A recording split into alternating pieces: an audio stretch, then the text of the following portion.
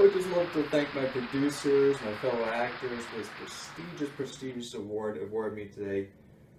I can't thank you guys enough, and I just yes, yes, yes, yes, booyah, booyah, booyah.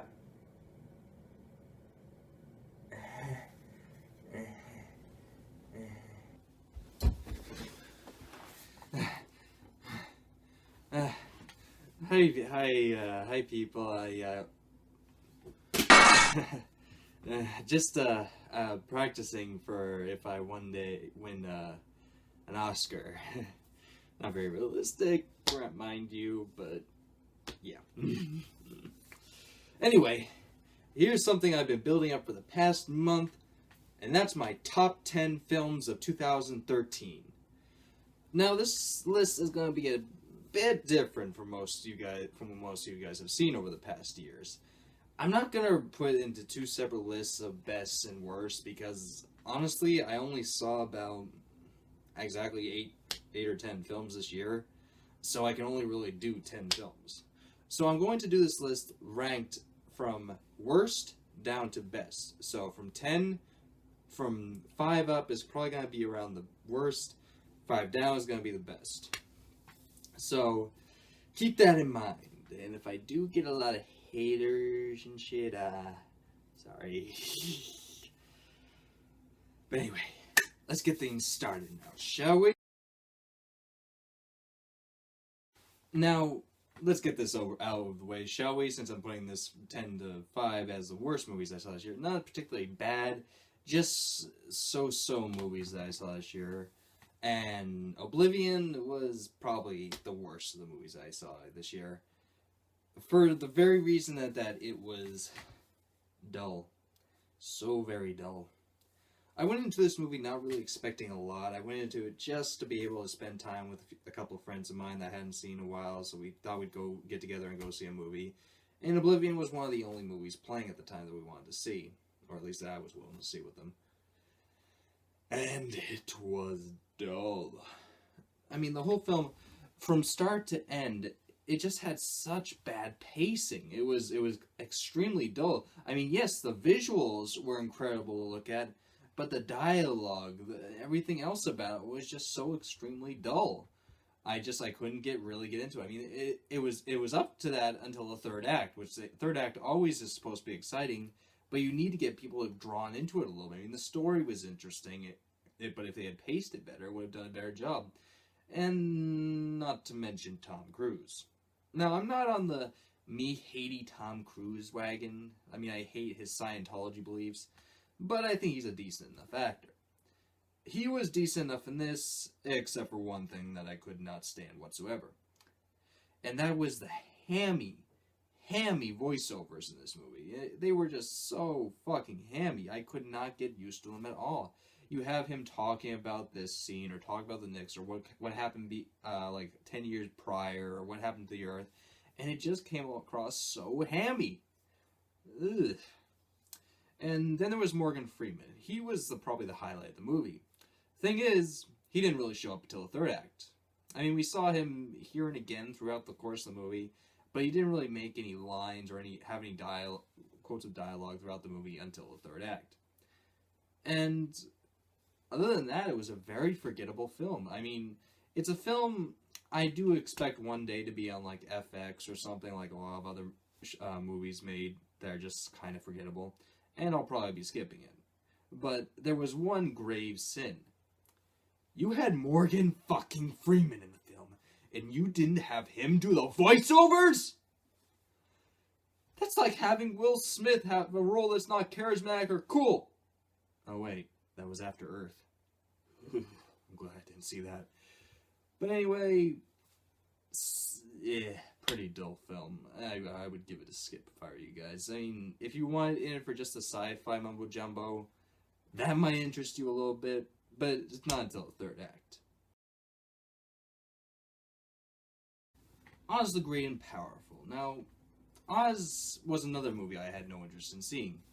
In fact, when I was going to go to the movies with my friends to see either Oblivion, it was either Oblivion, White House Down, or Oz. And honestly, any movie involving Morgan fucking Freeman was the most interesting to me.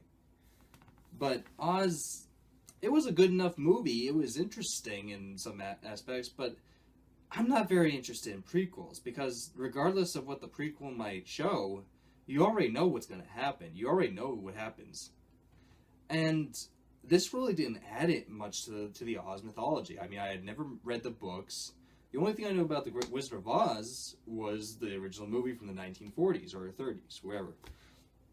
And this really didn't add anything besides that. I mean, some critics have said that the movie is way too cheesy and with all the dialogue and such, but I look at it more like they're playing homage to the original movie back from the 1930s and 40s, which it really is. This is the movie that they're going for. But the problem with that is your lead man, James Franco, who, don't get me wrong, is a good actor. He's too cynical. He's not made for this role. He just wasn't Oz for me. He wasn't anything good about this movie. Everything else in this movie was spectacular, including Mila Kunis, who really was the biggest surprise in the movie. When I heard that she was going to be the Wicked Witch of the West, I was like, oh god, this is such a fail. How could they get her? But honestly, she played the role really good. In fact, when I first heard that witch cackle, I was like, oh my god, she is spot on. And the other side characters were interesting. The flying monkey played by Zach Braff, the little China doll girl, pretty much every other person in this movie was interesting except for the main character, James Franco. And there was one criticism I had read that pretty much sums up the movie. You're supposed to be in this world that's filled with color and awe, but when the lead character isn't filled with the same emotion as the people watching the film of this world, then it ultimately fails. And that this film failed in that aspect. So, on to the next one. The Fifth Estate. Now, here's a movie that was one of my first viewing thoughts videos. And pretty much I summed it up as being kind of dull, while having a little bit of interesting ways that they display the film with the cinematography. But ultimately, the only part of the movie that was really good was Benedict Cumberbatch's performance as Julian Assange, which he was noted as being, that a lot of critics said about him. He was probably the best actor in the role. And as I thought of the film a little bit more, I wondered why the film seemed to try, instead of playing both sides, I mean, I saw the way that they were trying to play both sides about trying to keep secrets, but also wanted like secrets and corruption be shown. And I did a little digging, or I had heard some rumors, and it turns out DreamWorks, the publisher of this film, is funded by the US government in certain aspects. So if you're wondering why they seem to take the government's side in a lot of aspects, especially the secrets revealing about how this woman was so concerned for her informants and such, you can see why they played it off that way. So, despite what I said about it being a film that I would buy later on, I find this film way too biased, and I just cannot support it. But if you want to see a good Benedict Cumberbatch performance, this is the film for you. This is probably amongst his best. He pretty much nailed the role of Julian Assange. Whether you argue that he played it too autistic, or he played it too much as the media portrayed him, it was still pretty damn good acting. So that's why it's number 8. Grown Ups 2. What? You put it at number 7 and number 10? This was the worst film of 2013. Granted, I could see how a lot of people say that, but unlike the other movies that I'd put lower on this list, this film was a lot more entertaining.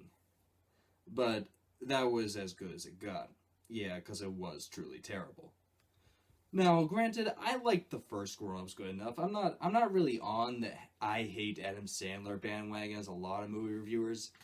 I guess it's because I grew up with a lot of his films, and he's from New Hampshire, and yeah, New Hampshire doesn't really have a lot going with it, and we try and take what we can get from the people famous from this state.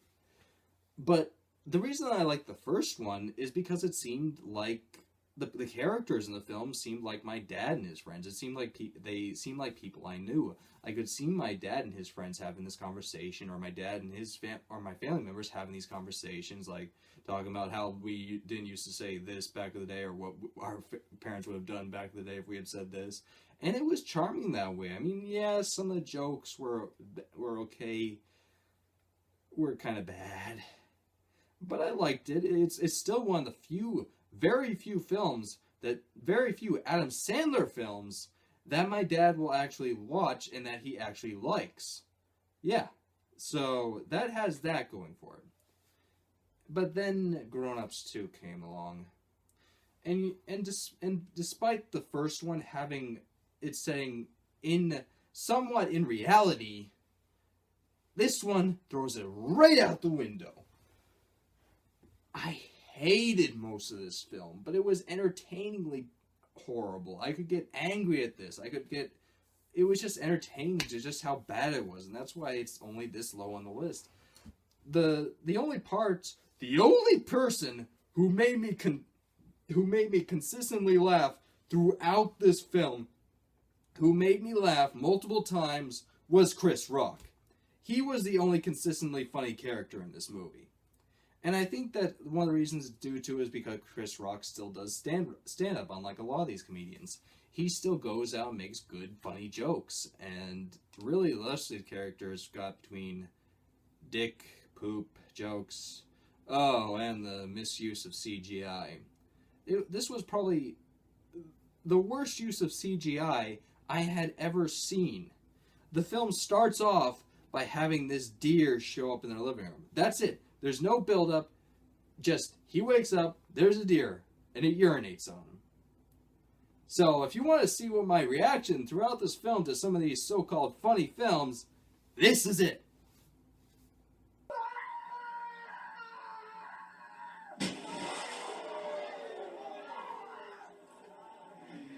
You guys are losers.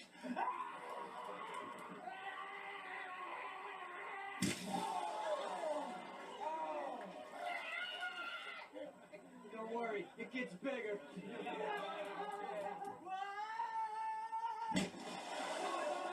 That poor old lady.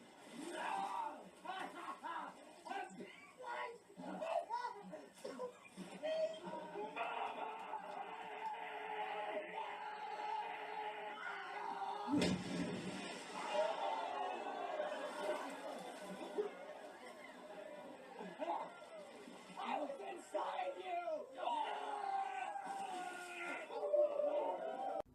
Yeah, pretty bad. And honestly, I was actually missing Rob Schneider, because in the first film, he was kind of the plain guy. He was the guy that they all made fun of, but for me to miss Rob Schneider? That's pretty bad. It's pretty fucking bad. The only scene throughout this entire film that was really funny, that I found really funny, was kind of the fight scene at the end of the film. Other than that, this film kind of ruined the first Grown Ups for me. And has made me look at Adam Sandler in another different light. Despite Jack and Jill. This is the end. Now, here's an interesting story for you. You have a number, like 4 or 5 well-known comedic actors, and you place them at the Rapture. Playing themselves. That's just fucking gold. Honestly, this movie was one of the funniest movies I saw this year. And how the hell couldn't it be?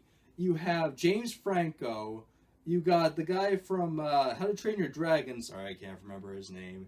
You got Seth Rogen, you got Jonah Hill, and you got that Mick guy, the guy who everybody hated, James Franco hated the movie. I can't remember his name. He's just one of those bleh actors to me.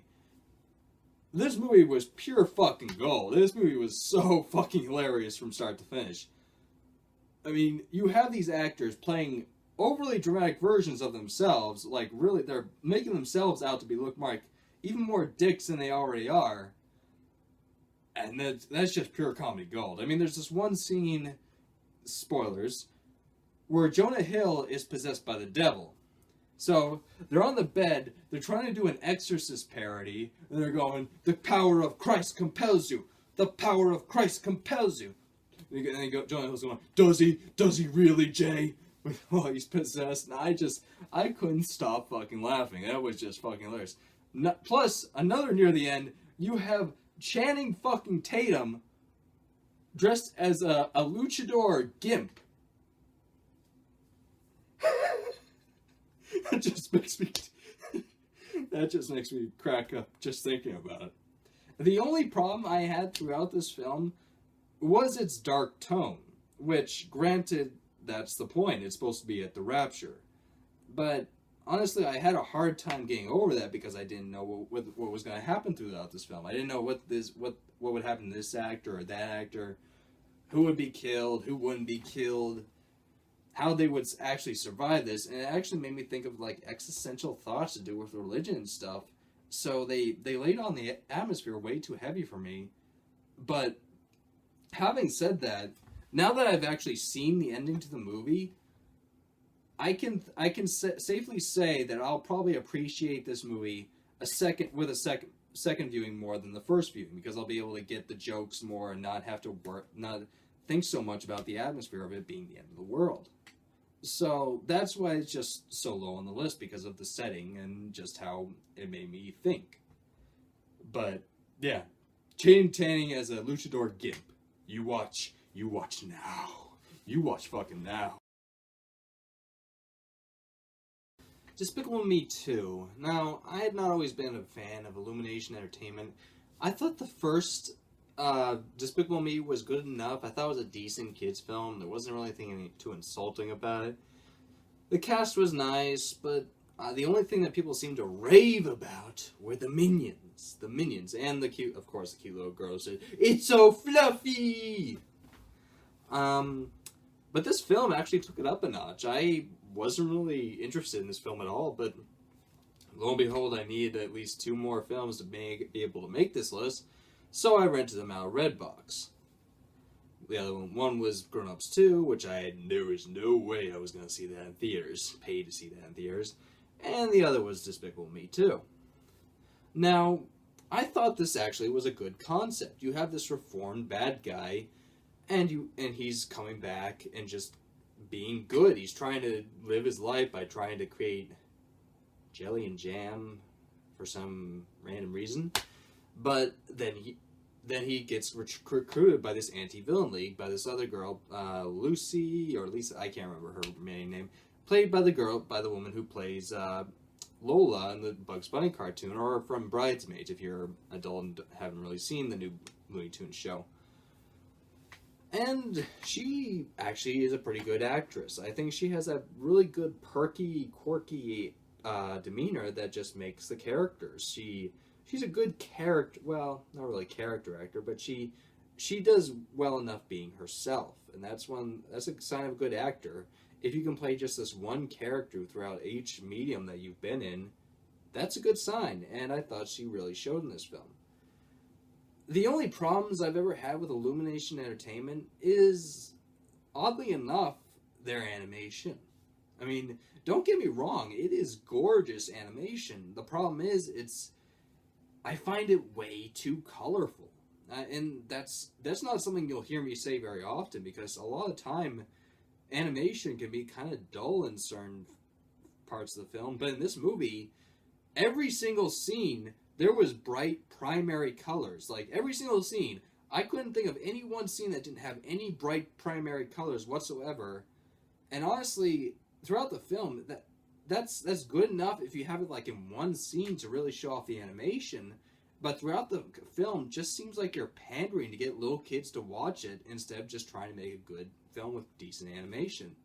And some people might think otherwise. I'm sorry, that's just how I feel. But I really like the way they told the story, and believe it or not, I am actually looking forward to the sequel. Of course, we got a while to wait for that. In like 3 years, I'll be like 26. Yeah, 26 by the time this comes out. And, and the other thing is the Minions. I don't really see the big deal about the Minions. I really don't. if anybody could see the reason why the Minions were such a big deal, I could see that. They are cute and they are weird by those bubbly boop boop, those weird sounds. Those random sounds they make to talk. But other than that, this was a decent enough kids film, and I can see why my little cousins got this for Christmas.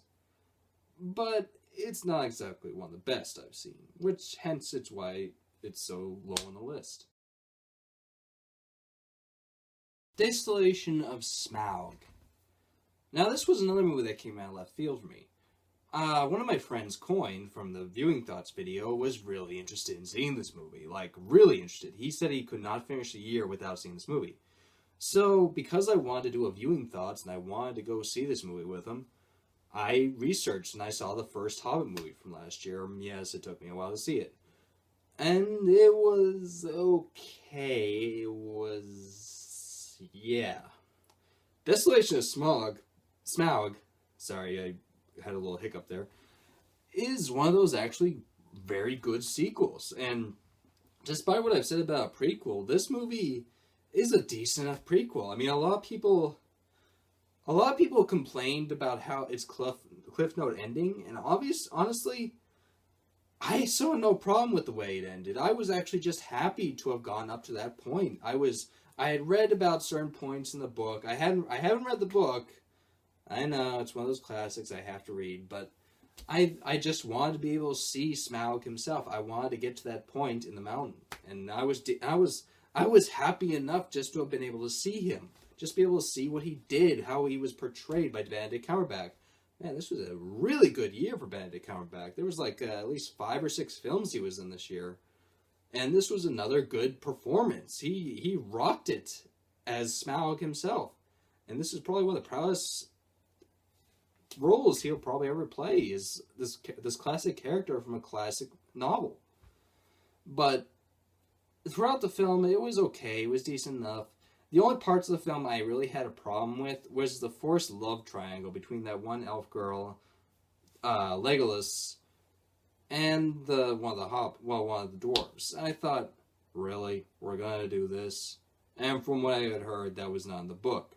In fact, the actress who played that certain elf specifically said in her contract, do not put me in any love triangles. Well, they did it. They did it. And I don't really see the point.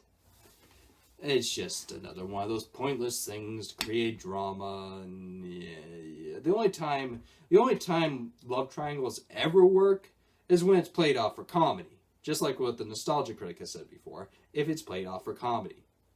Here, you could take it out of the film, and the film, you wouldn't miss anything.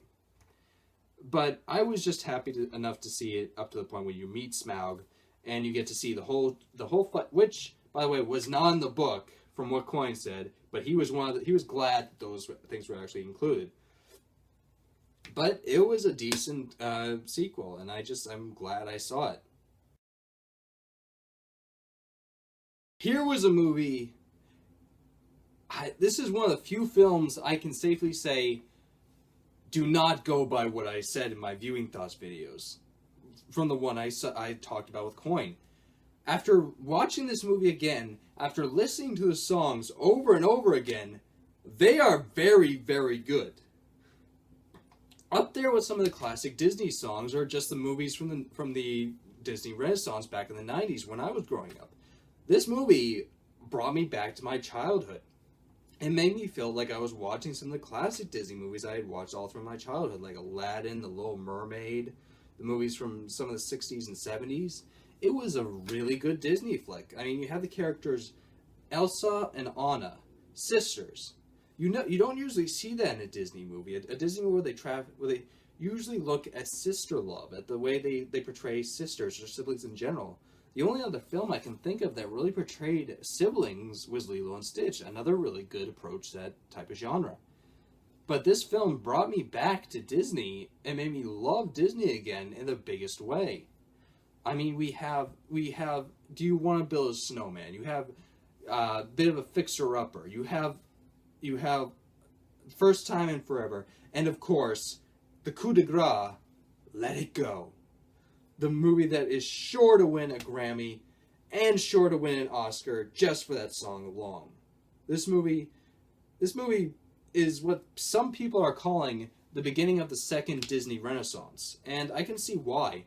It has grossed almost $700 million in its 3-month run. Since the end of November up until now, it has made over $700 million worldwide. And that's just a testament to how well and how good the characters, songs, and animation is. I'm just surprised, well, not so much about how low this is on the list. It's a movie that it's making me look forward to more Disney films. I am actually really excited to see more Disney movies from the 3D animation, and I've always been a hand-drawn purist. So Disney, you got my interest. Keep it, please. Pacific Rim.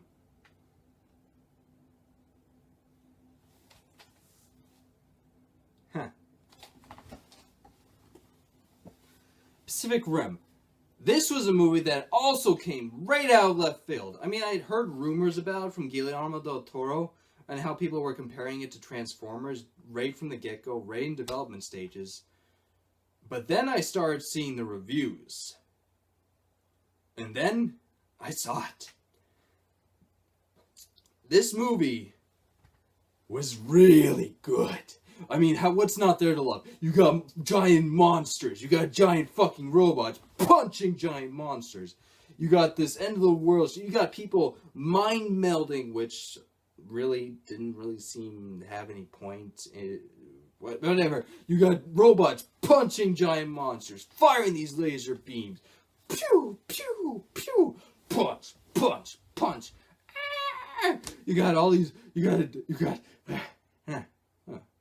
So that's why I was wearing that hat. It brought out my inner 9-year-old. This movie, this is every little boy's wet dream.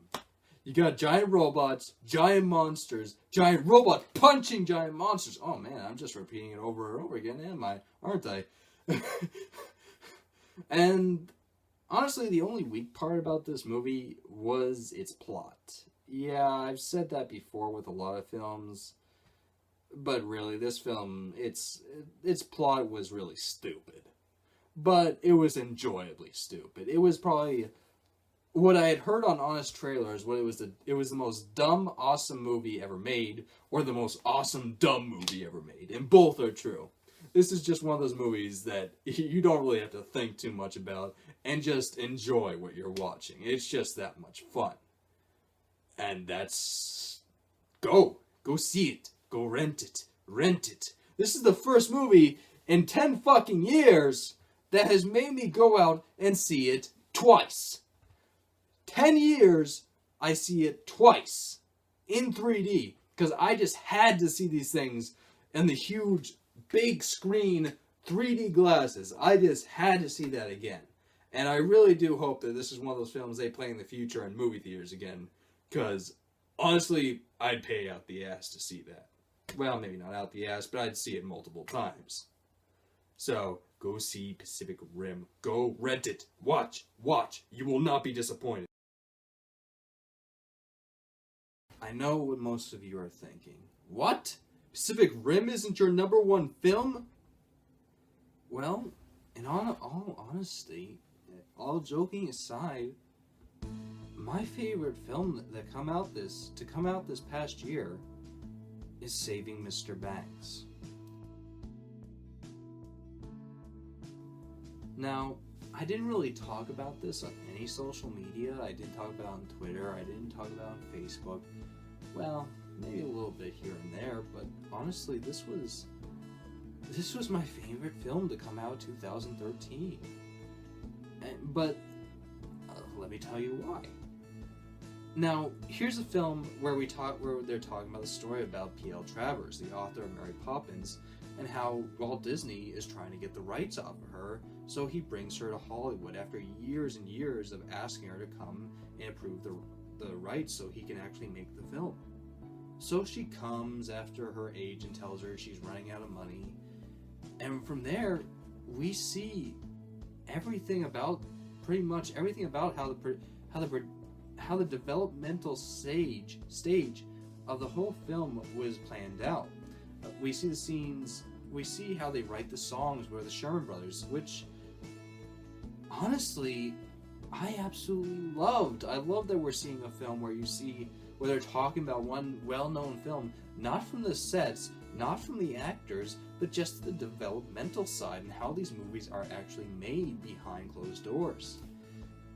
And not to mention the story of P.L. Travers and how Disney actually got the rights was very interesting. And we see P.L. Travers' backstory about her growing up on her farm over in Australia.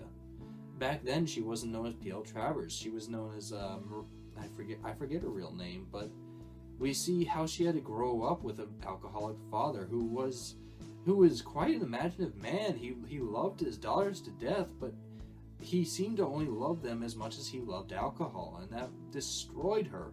And I think it's one of the reasons, and that's how they pretty much portrayed one of the reasons she became such a stick in the mud growing up, and such a curmudgeon.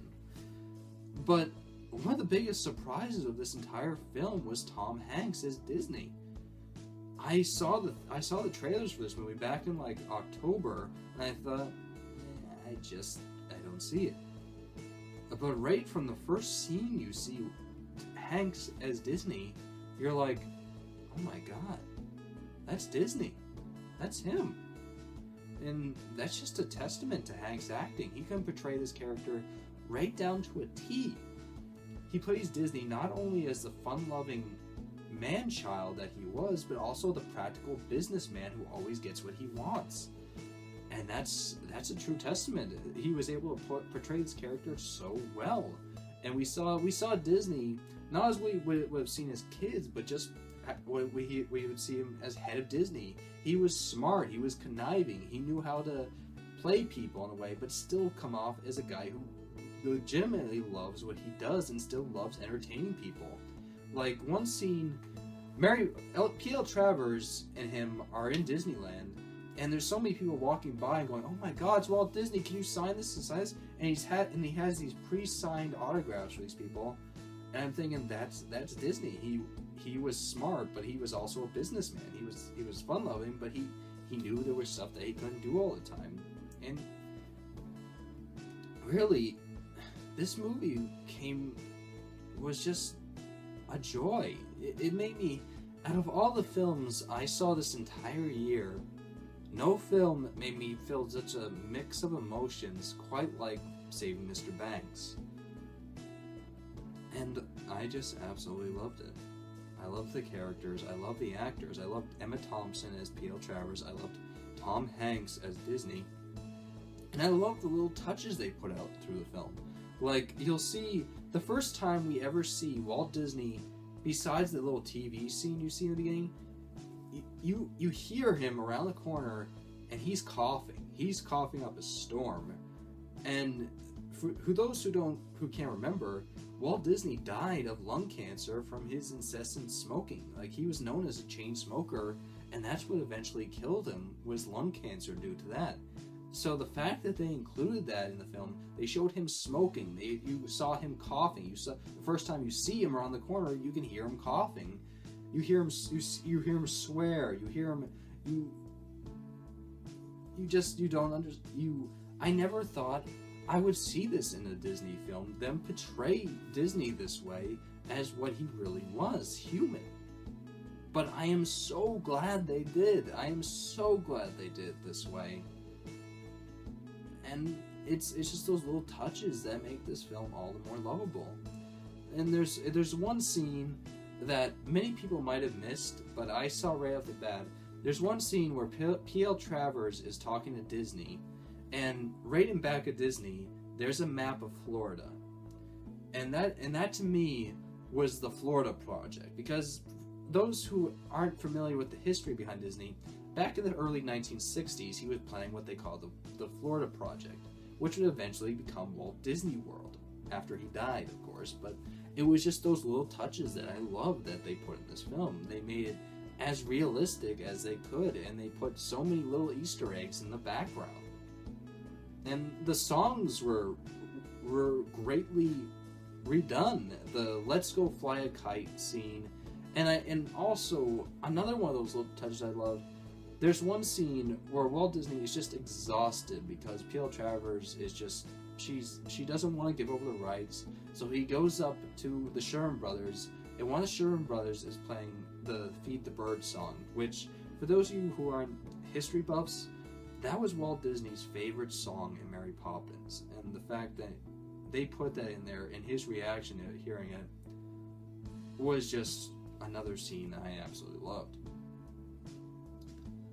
And the entire backstory from P.L. Travers, could be a little bit out of place sometimes. It's still meshed together pretty well, in my opinion, and it was a very adult way. It was done in a very adult way. You saw in one scene, her mother is just terribly, terribly depressed, and I'm not going to give it away because this movie needs to be seen and it needs to get more audience for being a truly great film. One that's not trying to be a typical Disney film, but it's just trying to be a film, and that's why I love this film. I adore this film. It's one of the movies I will gladly pay for to own when it comes out on Blu-ray. And it made me want to go see Mary Poppins again. It brought out that inner child of mine. It's just a truly great film, and I highly recommend you go see it. If it's still in theaters, go watch it. If it's out on Blu-ray and DVD, go rent it, please. But anyway, these are the top 10 films of 2013. This coming year, 2014, looks to be pretty good. There are a number of films I wish to see, so there's probably going to be a best and worst list next year, unless I'm not able to see them due to money or time. But anyway, guys, it was a labor of love trying to make this video and talk about my favorite film of the year, which is Saving Mr. Banks. Anyway, guys, let's hope 2014 is a really good year for film. And as always, this is Riley Pershall Miller, signing off.